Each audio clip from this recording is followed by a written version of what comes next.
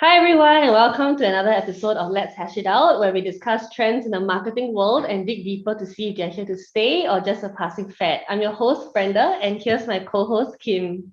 Hi. Yes, so quick recap. In our previous episode, we talked about occasion marketing and how brands really love leveraging special events and moments. So we had guests from our Singapore office then, and this time we have Kevin and Alessandra from Hong Kong. Welcome, guys. Hi, thanks for Hi. having us, guys.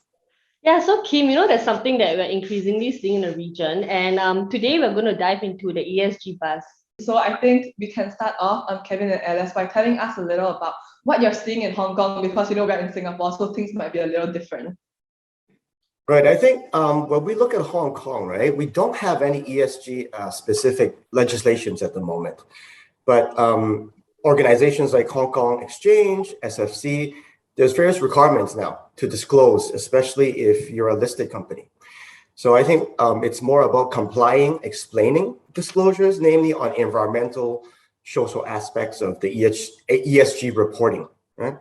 And things like emission, use of resources, health and safety. I think a lot of these actually are part of some of the annual reports they're doing. But now it's becoming more, there's more attention towards these things and how listed companies are performing and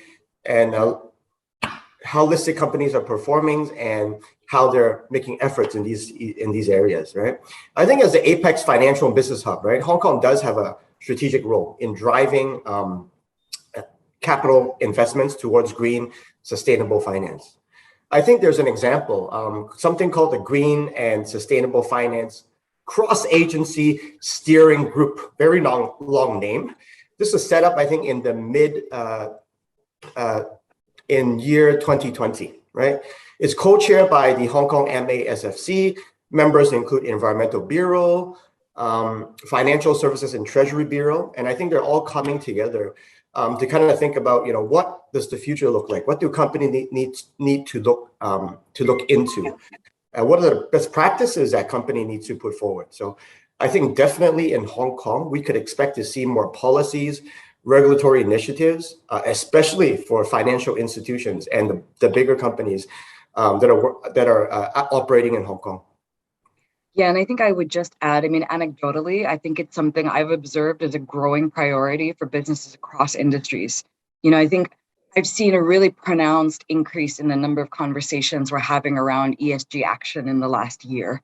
So, for our clients ranging from industries like, everything from executive search to people who are in data sciences and AI and even the cloud providers, everybody's kind of thinking about how what they do can be applied to helping, achieve ESG goals.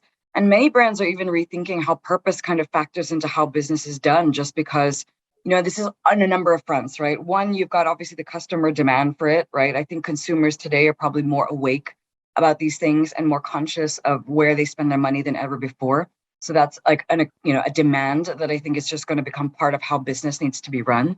I think the second thing also is even if you just look at business, right? And everybody's just thinking about, how their business kind of like impacts either the community they operate in or the environment, right? So, I think people are kind of looking more inwards just to see whether or not there are different approaches to problems that kind of solve both the business side of things, as well as like meeting ESG goals.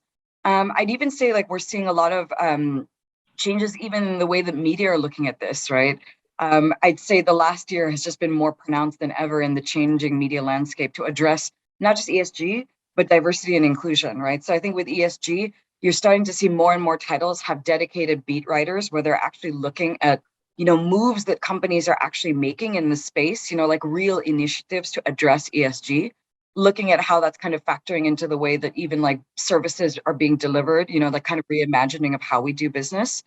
And then I would also just say like, even DE&I has its own kind of beat these days as well. And I think, perfect example of that is Bloomberg's equality section, right? So that actually has its own broadcast spot now. And similar to the things I mentioned about ESG, this really features people at prominent companies or at organizations that are really kind of rolling out initiatives or working with technology or doing things to make the world a more equal and fair place, right? So I think that kind of signposts a lot of where things are going for the time being, right?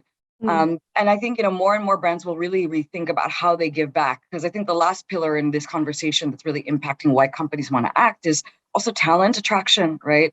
I think particularly with the younger generations, right? They don't want to work at companies that have zero contribution to society or to the environment.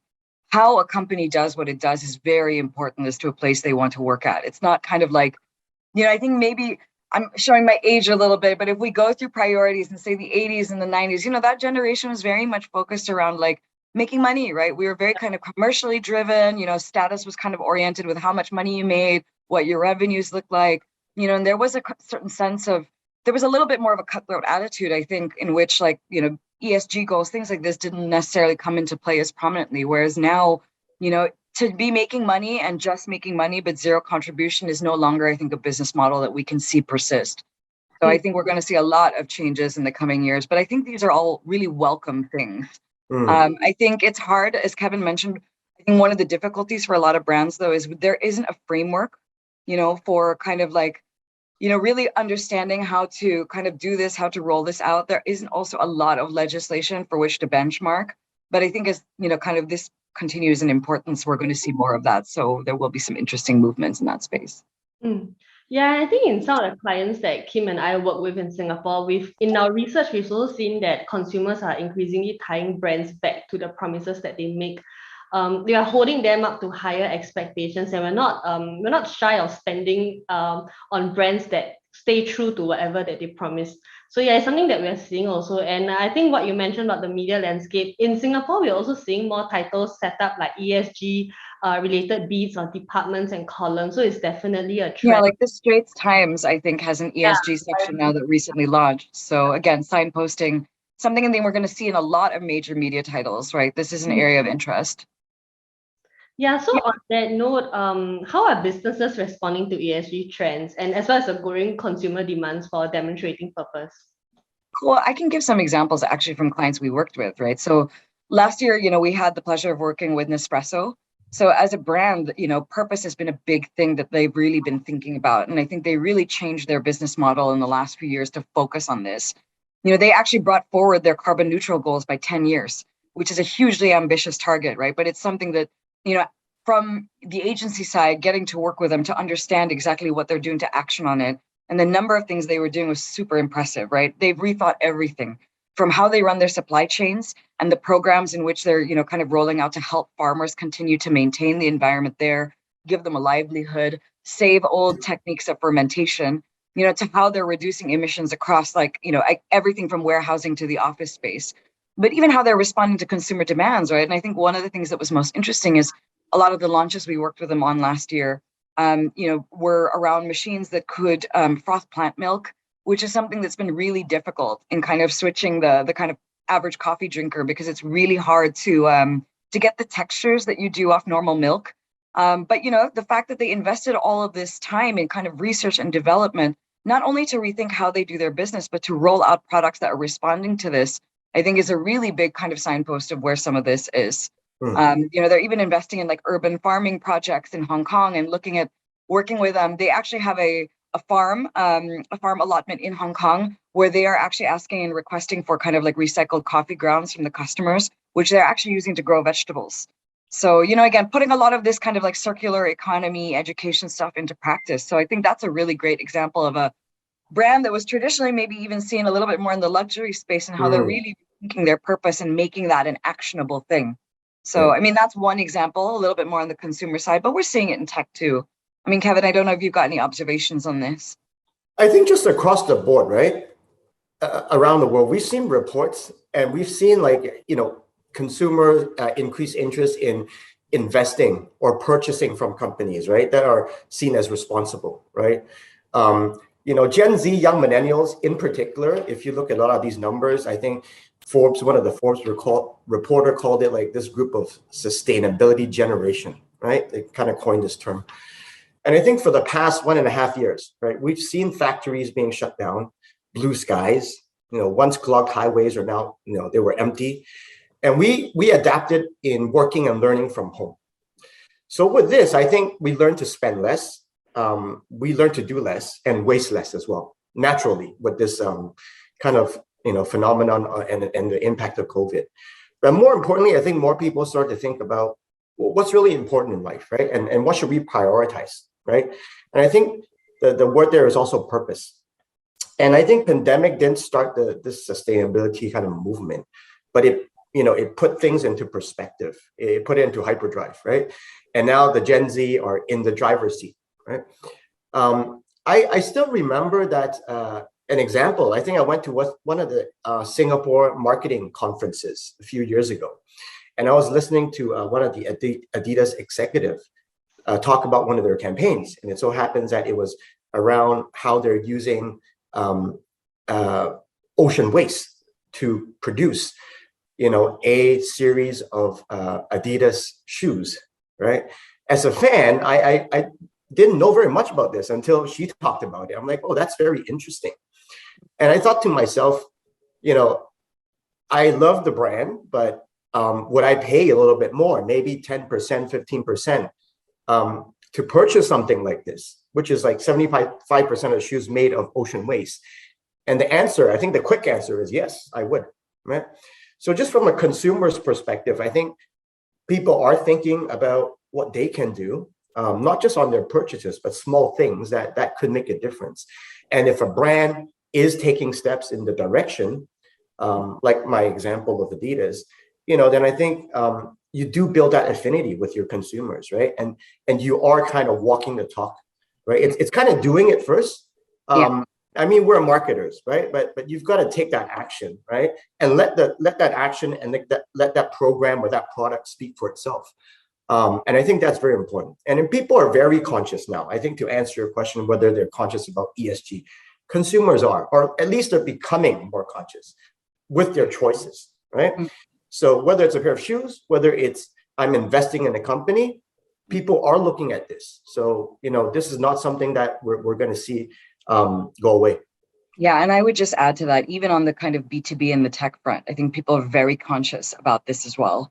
So we work with a couple of data sciences and AI companies, and they've really kind of switched their mindset to what action can we actually take. And they're looking at, rather than just simply business efficiency, they are actually looking at how these solutions can be applied to tackling bigger challenges. So, one of the data sciences companies we work with is the kind of digital transformation arm for a big Philippine conglomerate. It's called Aboitis Data Innovation.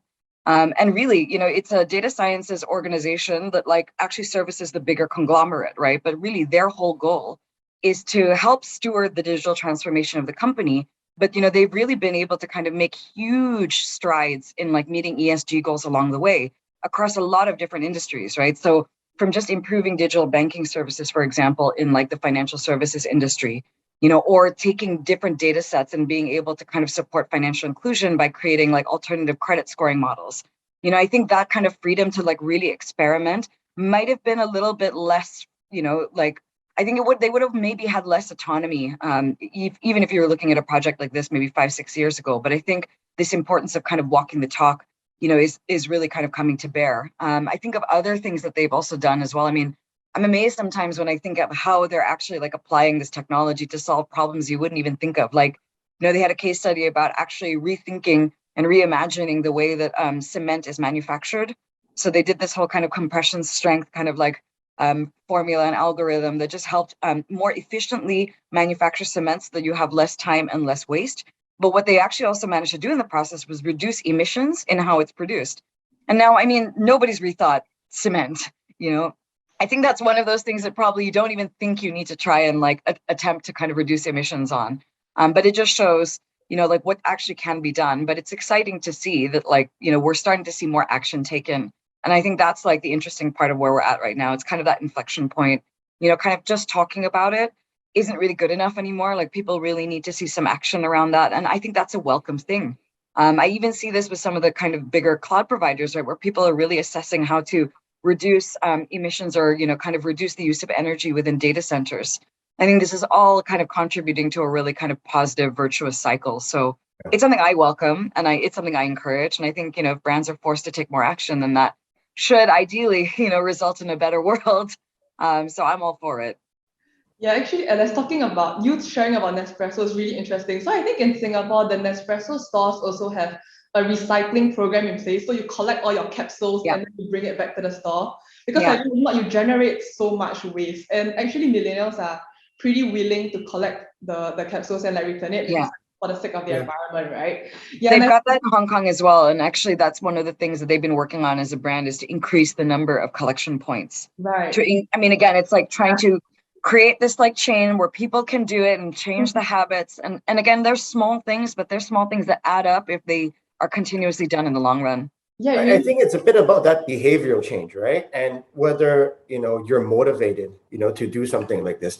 I'll use our Hong Kong office as an example, right? We have those capsules that we save up, and a couple of us would go and make the trip across the mall, an 8-minute walk to IFC. And we would go there just as an occasion, right? Just to make that effort, and we'll drop it off. Perhaps we'll buy, a new set of capsules to come back. Right. So, it's that small little bit of effort, right? That counts. And I think, people are taking that initiative and they're being very cautious of this. So this is a really good sign. I think even within our office, we're seeing this. Yeah. And I mean, if we talk even at the C-suite, I think that's being discussed quite a lot. So, we do work with a kind of very prominent executive search company, and ESG is a big thing that's being discussed at board level and C-suite, right? People actually want to bring on people onto their leadership teams that have this vision for how it can, incorporate better into the business, from a purpose perspective, from a rethinking products perspective. I think that's going to be a really important trait that people want in leaders at any industry in the coming years, and we're seeing even more roles actually open up for like chief sustainability officers or ESG advisors or ESG directors. And that's not even just at brands, that's also on the agency side. I think like we're going to start seeing, as we had with tech practices before, as we have with consumer practices, I think you're going to start to see a lot more ESG practices and sustainability practices. And that's, hopefully that also just becomes kind of like a given thing, right? I think this is only positive. Yeah, I think we also seen some of our clients have head of I&D. So kind of roles are like getting pretty common. Yeah, actually it's nice that the Hong Kong office does collect your capsules and like return it. When I was at exchange in Switzerland, actually they have like this whole program where you cannot throw your waste all into like one garbage. So we actually separated glass, plastics, everything, and the collection point was way far. So we actually had to walk for like 20 minutes, 30 minutes to the center, and we actually did do that. But then when we came back to Singapore, because I guess in Asia maybe we are not as that far in our progress in our recycling journey, so then all these habits like went out the window. But hopefully we can restart it, baby steps. But I mean, like ESG, we talk so much about like how it's an imperative for businesses and companies and so on. But there are also challenges, right, when it comes to like implementing the ESG agenda. So how can companies sort of overcome these kind of challenges and obstacles? I think there's many challenges, because when we look at this topic called ESG, right? We know what it means, but underneath that, there's these 3 pillars of things. There's all these subcomponents, right? So I think one thing is like, where do we start as a company, right? Big or small, where do you start? And I think that the 3 key challenges is really, one, it's not a departmental effort, right? It's not one department's effort. It requires a management to motivate and make that change, but everyone else's support. So it's not a comms or marketing initiative. Let's get that right? It's a company-wide initiative. And 2, I think it's really thinking about what are the steps, the first 1, 2, or 3 steps that we want to take. Have a plan around it, and maybe talk about it later. Do it first, right? When you do it first, you get people involved. You start to move things along, right? And really, you can't do everything. Right? You have to look at what are the things that are easiest for us to do that we can do now and prioritize, right? And what's realistic for the business. Look, at the end of the day, I think at FinTech Week Hong Kong, I think a lot of the virtual banks or the traditional banks, they were on stage. This was a huge topic, and a lot of them were just exactly going through these 3 challenges, right? We want to do it. How do we start? How do we prioritize? And what's realistic? Because we have to balance business goals as well, right? We're here to make money, but we are also here to make a positive impact or do something for the community. So how do you balance that? I think it's a juggling act, but you have to start somewhere. Start small, prioritize. I think those are kind of the 3 things. Yeah, I mean, I would agree. I think just everything Kevin mentioned is what I've seen as well. But like I mentioned, I think sometimes it's taking the little steps to like live on that to get you started, right? And I think the challenge is, getting past the talking phase and actually doing stuff. But sometimes it can be in different forms. Maybe it's not completely rethinking your business, 100, in a full 180, right? It could be smaller things. Like, for example, I went to the L'Oreal office recently, and I'd spoken to a couple of people and they'd redesigned their offices, but they were like little things that they had done to try and kind of like encourage greener practices. Like, for example, there's only one kind of trash collection point in the office now, which also forces you to separate your trash. They don't do individual bins at desks anymore, exactly for this purpose, to try and get people to think about how their waste is, kind of being separated. Is it recyclable, right? But, that's a small thing, but it's a small thing that goes a long way when you think about 365 days of the year and your team, right? But it also just is a tangible demonstration of something they're trying to do. They have even just like Tupperwares and things for people to go get takeaway without buying styrofoam and things like that. I know they're small things, but again, small things that go a long way. So I think we'll start to see more of this, right? And even as companies kind of coming back from, the pandemic back into office, many people are also looking at redesigning their offices to, again, encourage practices like this.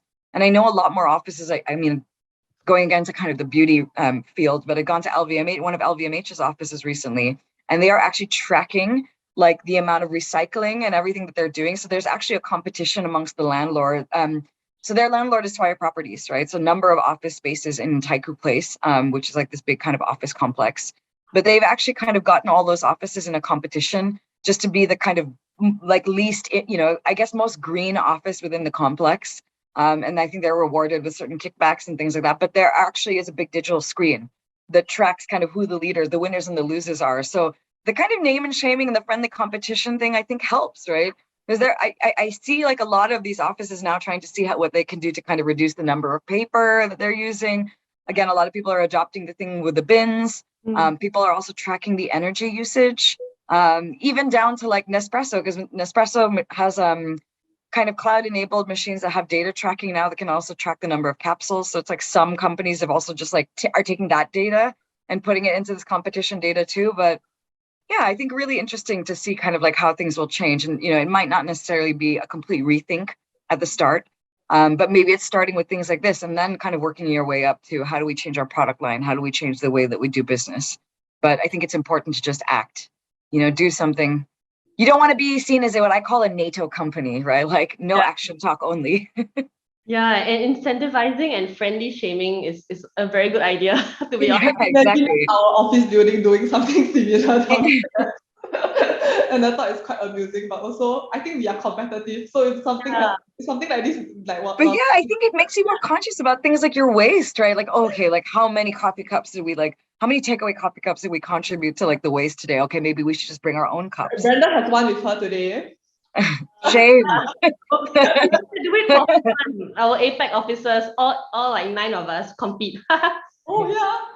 We should actually. I mean, now in the office, I know Janice has been reminding us to turn off the coffee machine when we are not using it. And like I think you brought out a good point with like starting internally, like employees, right? I mean, you can't go out and say that your product is environmentally friendly, but you're wasting so much electricity in your office. Exactly. That's a really I mean, I think that's also what makes ESG so challenging though, right? Because when you look at achieving on an ESG goal, there's so many different metrics that could be taken into account. So you kind of need to think, and you're not going to change it all in one day. That's the other thing. I think you need to start incrementally, but it's like the challenge for companies is also looking at the full spectrum of things that are considered kind of within that ESG framework of things that can be achieved and deciding what they want to tackle first. Because I think if you try and rethink everything in one day, you will feel overwhelmed and probably not make much of a difference. But if it's maybe starting with operations, that's an easier thing to like look at and track. And then you can move into products or, maybe like how you give back, right? But I think, Rome wasn't built in a day.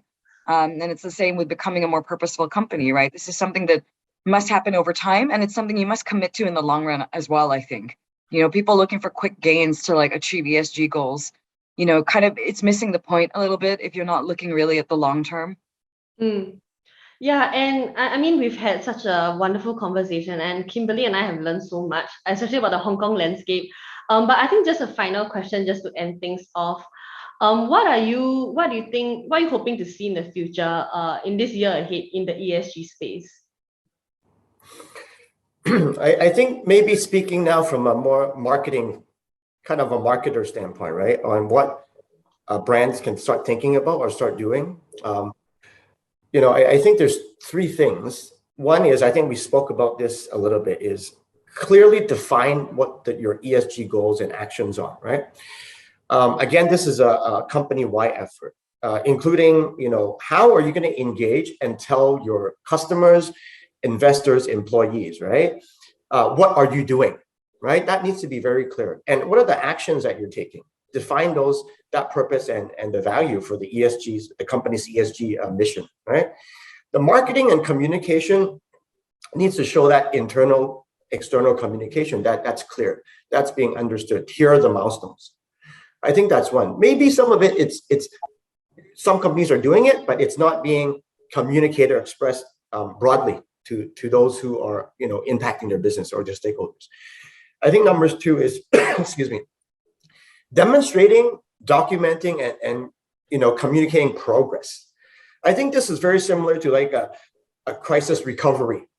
While this is not a crisis, this is a very new, interesting topic. But if you look at crisis recovery, reputation recovery is more about telling people how are you making things right, or what are the right things you're doing, right? Not saying this is greenwashing or shouting about, but you do need to document and show people we're making progress, right? The company announces an initiative, right? Skeptical audiences react. Stakeholders, they may criticize, but if you do this well and you manage expectations of what is the kind of the goals that we're setting for ourselves and the timeline for that, then I think there is a nice balance between the company's ESG aspirations and the actual impact we're making, right? And I think the last one is you got to involve people from across the organization, right? We've seen that, Alessandra mentioned this. If you get people involved, they see what you're doing, and that also kind of attracts talent, right? Millennial Gen Zs, they're going to be a huge part of the workforce 5-7 years down the road, right? They really care so much, and they bring, this great importance of environmental, social concerns, right? And this is what they will consider when they're talking to a company or looking for the next career jump, right? So getting them involved as part of your advocates, the enablers of change, is really important, right? And I think this is really, again, goes back to the purpose, right? And how we're committed to driving the ESG effort ahead as a company, and the investment we're making, whether it's hiring a chief sustainability, environmental officer, whether you're forming a committee within your organization, it doesn't matter, right? You need your staff, they need to be on board. I think those are the three things, as if we're thinking about this from a marketer standpoint, or things that clients have talked to us about, I think those are kind of the three things that we're seeing and will happen very soon. Yeah, I would agree. I mean, Kevin's laid it out quite well, but I would say the other thing I expect to see, and I think will be a big trend, particularly in the kind of the enterprise tech space, is you're going to see a lot more of those companies think about how they can actually apply their technologies to solving more kind of social challenges, environmental challenges, and they're going to be looking to work with customers that kind of are doing this type of work. So I think that's a really exciting thing. But yeah, I also just think that, Kevin touched on it quite well, like transparency, I think is going to be really critical, and just how that's communicated, and this is where I think us as marketers and communications professionals will have a really big role, right? In just, ensuring that we help kind of brands tell that story or communicate with their stakeholders, or identify the areas that make the most sense for them to get started on that ESG journey. But yeah, really exciting. I think, even with the comms field, we mentioned media kind of being really interested in this as well. So I feel like, we're going to see more and more people kind of put their money where their mouth is, and that can only be a positive thing for where we go, both from a business perspective and from a comms perspective. You feel good about what you're doing when it's got ESG at the core. So hopefully we see more briefs like this in the coming year. Yeah. Yeah, and I think anything that we take away from this episode is really that, being accountable to the goals that you laid out. And it's definitely going to be a very exciting space in the year ahead. And we can't wait to see how the industry evolves accordingly. So now actually this brings us to the end of our episode. Unfortunately, we wish we had more time. But thank you so much, Alice and Kevin, for all of the insights and hashing ESG out with us. We've learned a lot, and we are sure our viewers have too. Yeah. Thanks for having us, guys. Thanks for having us. We'll be back soon with new guests and another topic. So if you'd like to hear more from us, don't forget to hit like and subscribe. And of course, if any viewers have any specific issues you'd like us to hash out, feel free to leave a comment and we'll see what we can do. Thank you. Bye. Thank you. Bye. Bye.